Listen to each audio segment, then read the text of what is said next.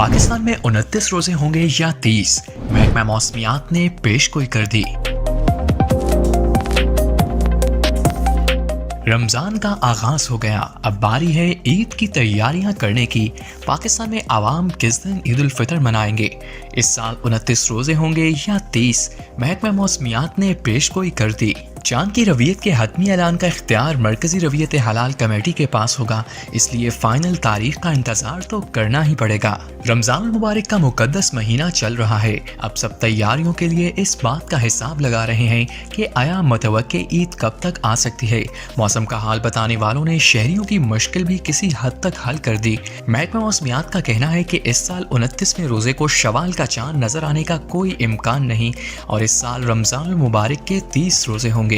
महकमा मौसमियात ने कहा कि शवाल का चांद 19 मार्च को नजर आने का इम्कान नहीं। चांद की पैदाइश 19 मार्च सुबह 6:23 पर होगी। गुरूब आफ्ताब के वक्त चांद की उम्र 12 से 13 घंटे होगी। मौसम का हाल बताने वालों का मजीद कहना है कि 19 मार्च की शाम शवाल का चांद नजर आने के इम्कानात नहीं। नया चांद 19 मार्च को सुबह 6:23 पर पैदा होगा।